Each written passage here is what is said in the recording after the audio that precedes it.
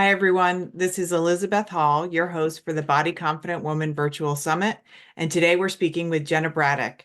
Jenna Braddock is a St. Augustine, Florida-based registered dietitian, nutritionist, certified specialist in sports dietetics, and an ACSM certified personal trainer.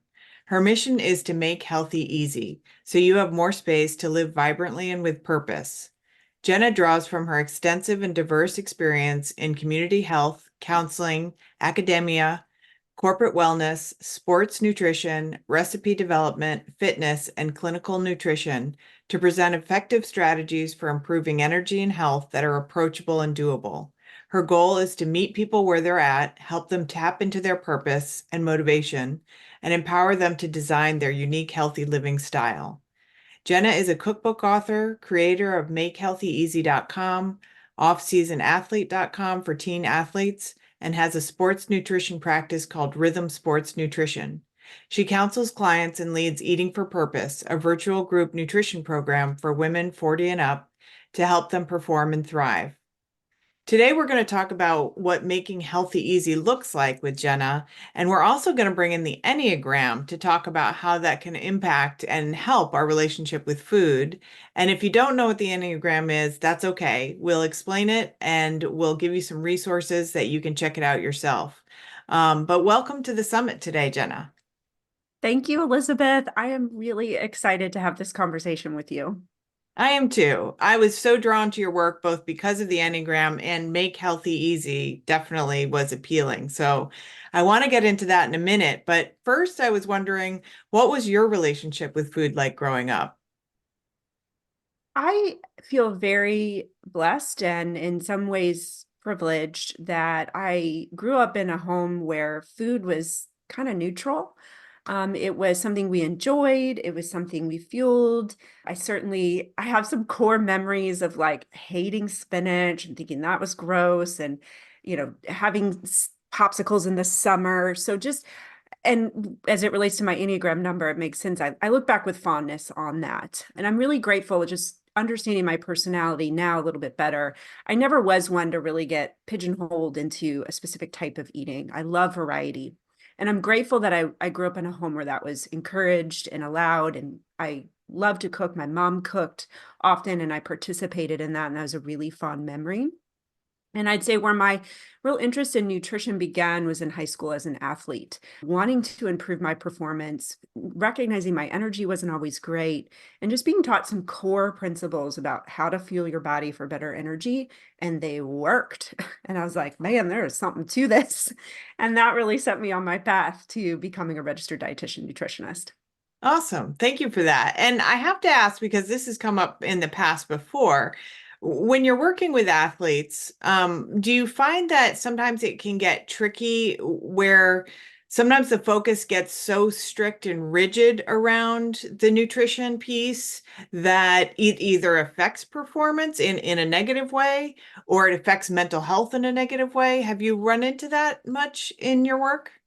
Yeah, that's a great question. And I really see it as a spectrum. Mhm. There are certainly situations and athletes and outcomes where getting into a very tight nutrition rhythm, that's the word that I really love, is really important to achieve a certain outcome and goal, especially at very high levels.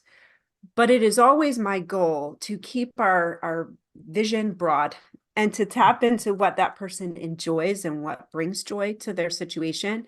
And also to have, we use the word periodization in nutrition as well, have times where we can be less rigid and really allow our desire to enjoy food to drive more of our choices. And so that's really why I love working with sports and why that drive to work with athletes really translates into whoever I'm working with, because there are certain times where having a very specific focus with our nutrition can be really helpful in having us have the energy we need or to achieve a purpose that we're really set on. But then we also need to recognize that there's freedom in our life and opportunities for less rigidity as well. And so I've learned a lot from working with athletes in that. So certainly, yes, it can get to a more strict place. And as a practitioner, I'm very aware of that. And Mhm. that's why I love a tool like the Enneagram, is because it gives me a little bit of insight into how I want to position and talk about their eating rhythm and how it might jive with them. But, I'm always got a big vision, Mhm. no matter if we're very dialed in or not. I love that. And a couple things came to mind. I know Mark David from Eating Psychology often talks about it, kind of like you said, sometimes there can be seasons to our eating. Sometimes we might be going through a therapeutic season because we're trying to heal something. Sometimes we might be going through a more relaxed season because our time is at a premium and we're running around and we don't have time to focus on what we're doing as much. So I like that approach. I also love the word rhythm because to me that the nuance of that is that it's going to meet the individual where they're at and be something that feels good to them, that they're in rhythm with, that they're attuned to. Is that what that word means to you in your work? Yeah, absolutely. And so when I work with someone, really, regardless if they're an athlete or not, the first thing we look at is their eating rhythm. So that's what put that word in my mind for that particular sector of my business, is how do we need to fuel throughout the day to support you doing what's important to you? And that's the basis of that rhythm. And for athletes, I want them to feel like their nutrition plan is a rhythm that carries them to accomplish what they need. Or to my mom or my corporate person, your nutrition should feel like that rhythm that carries you with your energy throughout the day. So I'm so glad that resonates with you. You got it exactly, Elizabeth. That warms my heart that you can see that in that name. Yeah, when I was reading it earlier, I was thinking it's kind of like having your own Pinterest board. It's like, what is my style? How do I want to craft it and create it so that it works for me, it makes me feel good, and it achieves my goals. So I love that you bring that in. And so we talked about bringing in the Enneagram also as a self-awareness tool, and I happen to be an Enneagram coach and love the Enneagram. So I'm glad you're here to talk about it and explain to us a little bit about what is the Enneagram, and then we'll talk about how does that help us in our relationship with food. Yeah. Well, so the Enneagram is, for, we'll just use a couple pop culture words just to make it easy to understand. It's a personality assessment and a personality tool. It goes much deeper than that, but I think for initial impression, that's what you should be thinking. And so within it, there's 9 different archetypes of different flavors of people. um, and within that, it's been mapped out different components of each of those different archetypes. So there's a true essence to that, or I love to use the word the gift of that particular number and type of person. We often go straight to what's wrong with us, whereas I love that the Enneagram really highlights what do I bring as a gift to my life and to the people around me. And so that's huge. It also speaks to what is someone's core motivation. And this is probably the piece where I really locked in as a practitioner and said, oh, this could be so helpful. Because when it comes to making changes to your eating, your wellness, your fitness, your health lifestyle, motivation plays a really big role. And a lot of people will say, I'm just not motivated, or how are you so motivated, on the flip side of that. And, for practicing for almost 20 years, I've realized, well, not everyone's motivated the same way. What's going on here? So the Enneagram to me really gives me a tool to help understand what might motivate someone. So that's in there. It also has a basic fear. So it helps us kind of understand that shadow side or that underside of our personality that can sometimes take over and really keep us from making changes. So this is a helpful tool with someone who is like, here I am again, making the same choice I always make, and I don't know why. And so from a more surfacey level, this can help me as a practitioner say, well, maybe this is attached to this. And how do we process that? And so for me, it really becomes a pathway for someone understanding the whys and the whats. And I think about it as so many people say to me, Jenna, I know what to do, but what? I'm not doing it. Mhm, mhm. I hear that if I could have $1 for every time I heard that. And so the Enneagram to me was the tool that gave me things to engage people with between those 2 points. I know what to do, I don't do it. Sometimes it is a knowledge correction. There is not correct knowledge there. But a lot of times it's just engaging with this gray area in between those of like, all right, well, let's really look at what's happening under the surface there of why. And so for me, it's been an incredible tool. So we have numbers 1 through 9, and we don't necessarily have time to walk through each of those archetypes. They each have a name. For instance, type 1 is called the reformer, type 2 is called the helper. And I think those words make it easier for us to grasp. So it's not, you don't have to memorize a number, you can memorize the name. But I will provide something at the end where people can go to a little cheat sheet on that. But I can just say from my own personal experience, when I dug into the Enneagram for myself and in my relationship with my husband, it was such a game changer for me, such a game changer. I'm just really grateful selfishly. And then also when I can use this as a tool with my clients. Yeah, and that's a great point. What we learn about ourselves in the Enneagram can be applied in so many areas. I mean, it can be applied to relationships, anything we're trying to do in our lives. And it is important when we're exploring our food relationship to understand why we do what we do so we can have more compassion. It's not just about the change. Yeah. Sometimes it's just about cutting ourselves some slack and maybe not even needing the change, but just understanding that we're not failing over and over again. There's truly a purpose that our system has created for us to stay safe, and the Enneagram can shine some light on what's actually happening there. Yeah, that's such a great point. And what that makes me think of is so many people think that eating right or eating healthy is a destination. Like I'm Mhm. going to land there. I always tell my clients, like, there actually is no foodie nirvana. Like there is Mm. no landing place for us because our bodies aren't stagnant. Like we're always changing and we're going to get new data and we're going to have new things in our life. Like everything's always changing. The faster we embrace that, the better. So the Enneagram gives us that grace to continue on our journey of how do I need to care for my body right now with these circumstances, with this physiology, with this energy that I have to give to it. And knowing that the next season of my life may afford different circumstances. So instead of being, this is the one and only way to care for my body, this helps us understand and give us that freedom and a tool to continue to apply through our lives as circumstances change to understand how to care for your body in a new or different way.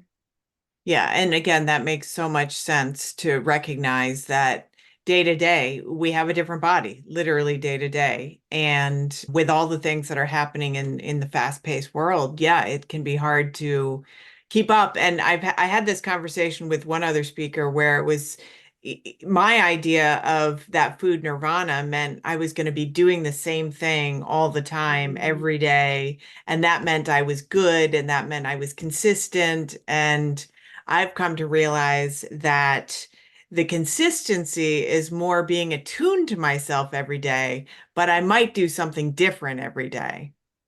Ooh, that is gold right there, Elizabeth. That is pure gold right there.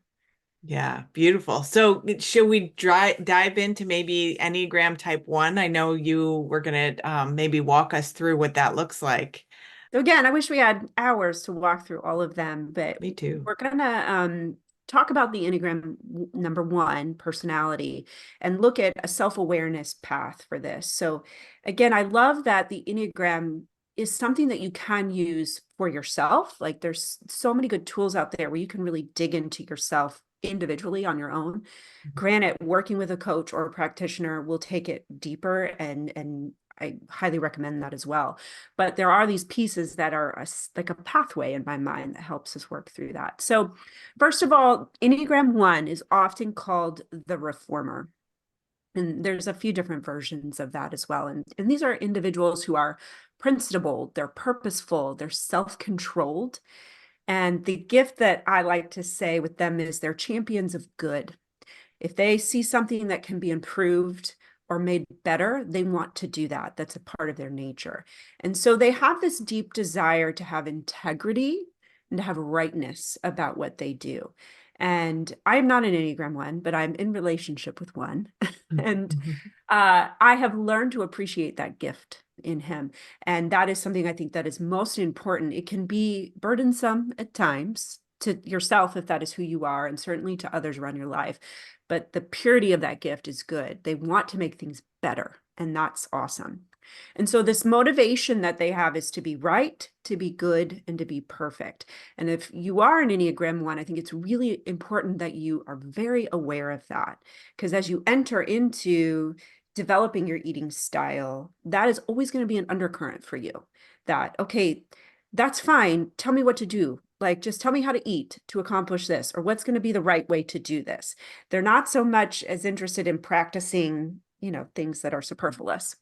These are people of efficiency in that sense. So some of the thoughts that this type might experience is there's one right way to do things, and I want to do it. I want to do it that way. And so there's rigidity and there's structure within this archetype.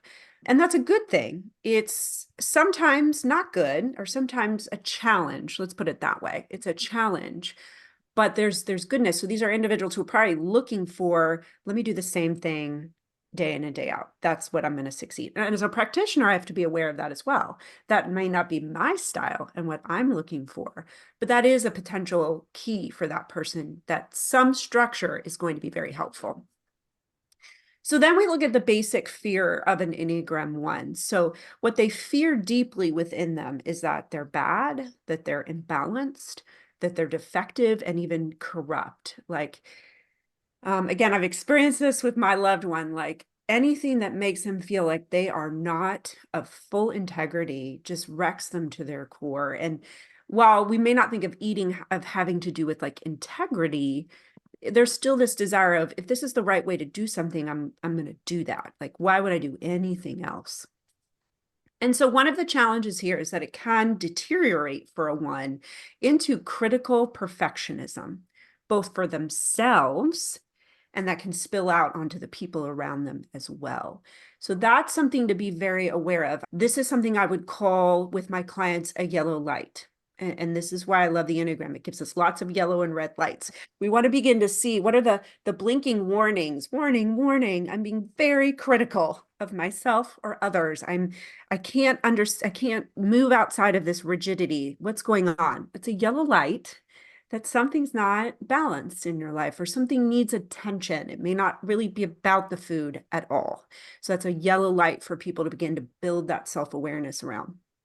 And so some of the thoughts that can come out of that is, well, what if I'm not eating the right way? Or I'm only eating healthy if I'm doing X, Y, and Z, kind of sharing what you were talking about from your experience earlier.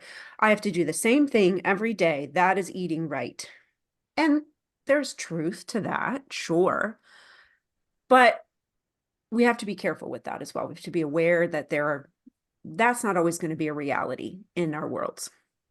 So that can lead us to what a fixation or a passion is of an Enneagram 1 that can lead to anger and resentment. And this is important because I've seen Enneagram 1s who have anger at themselves.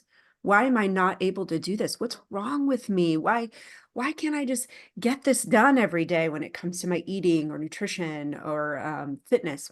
And it can also lead to resentment to others. Well, you're getting in the way of me being able to execute this. So I have anger towards the outside, I have anger towards the inside sometimes. Once again, yellow and red lights to help us understand, something's off here. And so some of the behaviors that can lead to then is, well, if I can't have the perfect food, I'm not going to eat. Or feeling shame over failures, which can spiral into several different behaviors from that. And this one I think is most important. They may not even try if they can't do it right. And this is one I see a lot in my child. I have a child who is leaning toward a perfectionist personality. And I don't mean to demean this by any means, but like this is a childlike belief of like, if I can't do it perfectly, why would I even try? And that can be something as a self-awareness as well, going back to that fear. Well, am I afraid to try cooking for myself or grocery shopping or, even these small things because I'm afraid I can't execute it perfectly day in and day out. And that's a great place where we can insert in with a better mindset. One of the words I love to use in my practice is practice and experimenting. We're always going to experiment with what we're doing. It may work, it may not work. We can learn from both. And then once we find something that works, we practice it, just like we'd practice the piano or we'd practice a skill. This is a skill we have to practice. So that's that beginning pathway. And then once we build some of that self-awareness, here's how I kind of see a one transitioning from this place of, well, I want to eat right, which makes me feel right. I think that can, not to say this is always the case, but that's often what's coupled to that desire to eat right and healthy is what makes me feel right. So we have this questioning if I'm doing this right, and maybe frustration when things aren't as planned. We want that airtight structure. Then we begin to wrestle with flexibility. And so for me, working with an Enneagram 1, we're engaging with this idea of flexibility, experimentation, and I'm going to challenge them to actually have fun with food, to play with food, to be spontaneous with food. Not because that's how I'm trying to make them be forever and ever, but I want them to have positive experiences with less structured eating and see how it goes. I want to say, okay, we built skills in knowing how to build a plate that supports good energy. Now let's go out into the day and like see what happens. You have that information, go apply it in a place you didn't expect and not be so planned. And then the next piece of growth is accepting that a plan B or even a plan C can be just as healthy as options as plan A. So this is top tier. This is what I'd like to execute day in and day out or in this meal. Shoot, well, that's not an option. I'm at a restaurant. They don't have what I want to get here that feels good and safe. Okay, I can do this. What's a plan B? Here's the things I'm looking for, or maybe even a plan C, and just having that positive experience there. And then moving into finally something that I call prioritization. What are the most important behaviors that you feel really anchor you to good health? That whatever you've defined is most important to you, whether it's energy or muscle or being strong enough to do this or that, whatever your goals might be. What are the core anchor habits that connect you to that day in and day out? Let's prioritize those things in your day, recognizing we can't have 25. We're only talking a few here at most. And then begin to practice letting yourself off the hook or giving yourself grace more often. Am I connected to the most important things that I know make me feel and function at my best? Great.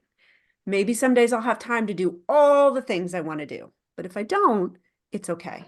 And so we move from that, I want to eat right, which makes me feel right, through this practice to I am eating right for me, but it does not make me more right. It does not contribute to that perfection. Eating, and I'm sure you know this and have talked about this with other practitioners, the way we eat doesn't make us more valuable. It doesn't make us more perfect or better. It doesn't, we love to use it as a way to categorize people. They're so disciplined, not so disciplined. They're so healthy, they're not so healthy. Like, it's nothing to do with our core value and who we are and what we bring to the world. And so that's a really important pathway for ones to work through from that place. How I eat just contributes to how I function and how I feel. It has nothing to do with how right and good that I am. So that's how I see that engaging in and how I've been able to work with some clients who know that they're an Enneagram 1 to bring that flexibility to their life. Wow. I mean, I wanted to pop in there so many times because I actually am an Enneagram 1. Yeah. And not only did you describe my entire past history with eating and the struggle I had to go through, because I started very rigid, going to follow the plan. And part of that was diet culture put me on a plan at age 12. So Mhm. my rigid nature was like, this is how I'm good. So I'm going to do this for the rest of my life. And I did until my early 40s when I was like, this is unsustainable. I can't do this anymore. Yeah. Um, But then I had to play with that flexibility. I had to try to bring in that flexibility, and I still have to work with that. And I think having this awareness, though, gives me that compassion so Mhm. that I can say to myself, well, sometimes I would like some structure, but Mhm. I'm going to remember not to keep it rigid. And I'm going to remember that if I need to go to plan B, C, D, E, however many it takes, I have permission to do that. Mhm. And I absolutely love your reminder that it has nothing to do with my worthiness or what I'm Mhm. offering the world. And I even have a sticky on my wall that says grace requires nothing of me, which Yeah. is from the Sleeping at Last song Yeah. about the Enneagram 1, because I am the worst at giving myself grace, even though I feel to my core the need for that, not only for Enneagram 1s, but for all of us. So, what you just walked me through literally feels like the trajectory I just went through over the last 30, 40 years of my life. And that was in 10 minutes. You nailed it. So I'm it's so so glad. fascinating to me, the power that the Enneagram has. Mhm. Yeah, and just to extrapolate that to some of the other numbers, the growth pathway is similar, but it's going to have different inflection points. There are other numbers who we can say, you know what, bringing in a little structure is actually going to be real good for you. It's okay to have structure. Like I think about the Enneagram 4, who desires to just be unique and different and express themselves. And that needs to be absolutely a base part of the way that they approach food, but also just understanding it's okay sometimes to just eat like plain food. Like it doesn't need to be, the fanciest or the most interesting or from around the world. Like it's okay to just have bread and butter, or to bring structure to, my personality type is a 7 where we're like, what's next? What's new? Nothing's the same ever. For me, having some structure is actually really helpful for me in having good energy to do the things that are most important to me. So just to help people understand, this is not how every number goes, those specific inflection points. And to me, it just opens up our toolbox for how I can help someone or how someone can grow in this. Our joke in the dietitian world is we'll spend all this hours writing meal plans for people, of which they look at for 2 minutes and never use again. Mhm.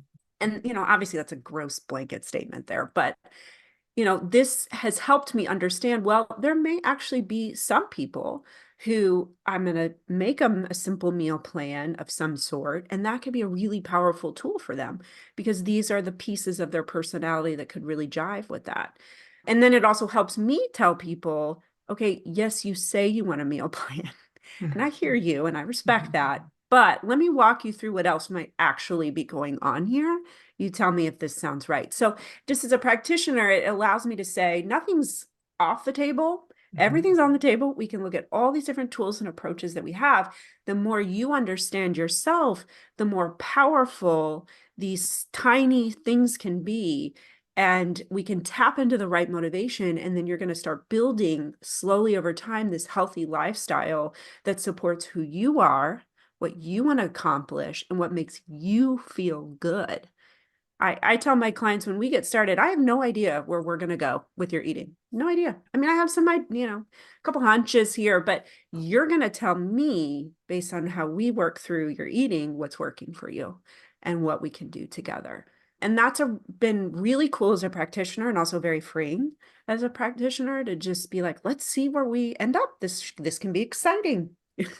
Well, and that's so empowering to the client as well, because again, not only are you meeting them where they're at, but you're really focusing on what makes them individual and what strengths they have and what potential weaknesses they have based on understanding themselves at a deeper level. And I know just from working with the Enneagram myself, there might be 9 types, but there's so many variations within Yes. each type.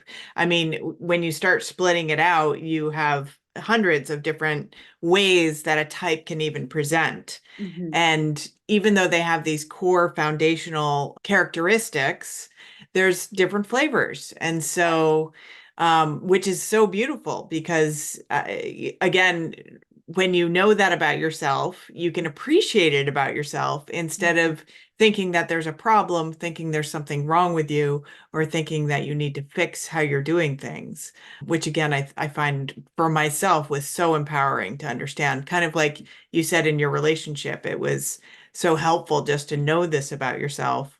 And Mhm. in this case, we're talking about the relationship with ourselves and Mhm. with our food, which makes the Enneagram such a beautiful tool. Yeah. Yeah. Thank you for saying that. Because some critics of like, oh, I don't want the Enneagram in my life. It just pigeonholes me. And that couldn't be further from the truth. And I love to think about it as if each of the numbers were a different color. Well, blue has hundreds of different shades of blue.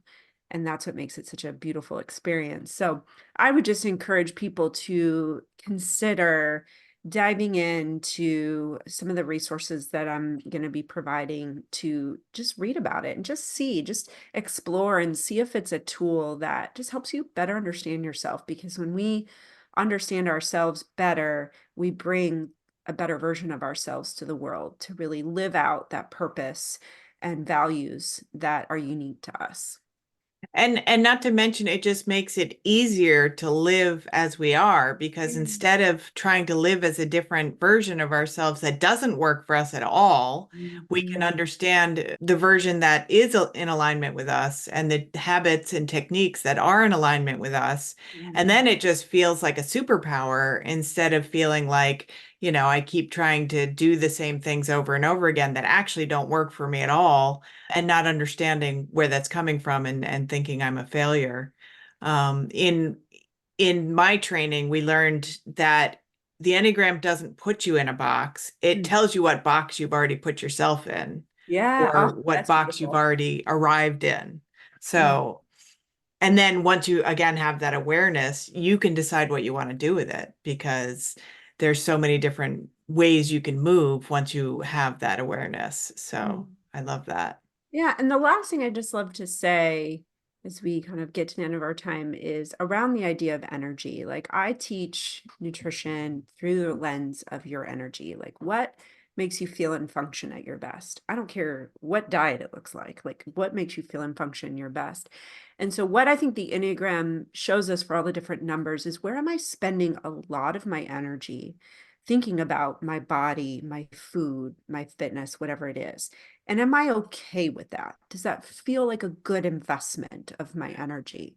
And it gives us that reflection to be like, oh, there's actually something deeper going on. And if I could maybe work on that mindset around that, I could free up some energy to be a more engaged mother or a better friend or have space to serve my community, which is a need in so many people's lives. So that to me is if you do nothing else, just consider how the Enneagram could free up some energy for you to do things that really matter to you in your life versus spinning your wheels over and over about the same mental rigmarole around eating and fitness in my body and that to me is enormous. If we could free up more space in people because they know they're doing what they need for their body, I mean, just think of the things we could accomplish.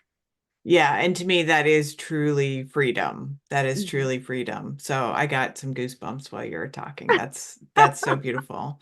And so for people who would like to know more about the Enneagram, I know you have a free gift that will help them engage with that. Could you describe that a little bit?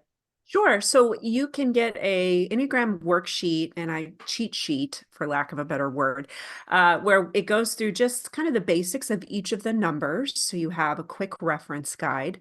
Certainly do not use that alone to type yourself or someone you love. That's just kind of a surface level there. And then a list of some of my favorite resources of books and podcasts, the Sleeping at Last series that you mentioned earlier, which is just so beautiful. It's so some tools to help people very quickly engage with that. And then lastly will be just a guide on this self-awareness pathway. Just it won't tell you everything you need to know, but more just kind of guide you as you work through some of these extra resources to say, where am I starting from with my relationship with food? And where would I like to move towards? And what could be some things that help me get there? Beautiful. Thank you so much for being our special guest today. What I love about this so much is just the hope that it brings for people who feel like they've been banging their heads on the same wall over and over again, that really it's not that what you're doing is wrong, but it just might not be as beneficial for you as something else you could do that would feel a lot better. So to be able to build that confidence and trust in ourselves with that self-awareness is such a beautiful gift. So thank you for sharing that. You're welcome. Thank you so much. Thank you, everyone, for listening to this episode of The Body Confident Woman. Remember, you are worthy, whole, and complete just the way you are. You are also not alone on this journey. I look forward to sharing more of my favorite resources with you to build body confidence and find food freedom. Stay tuned for more exciting episodes coming up.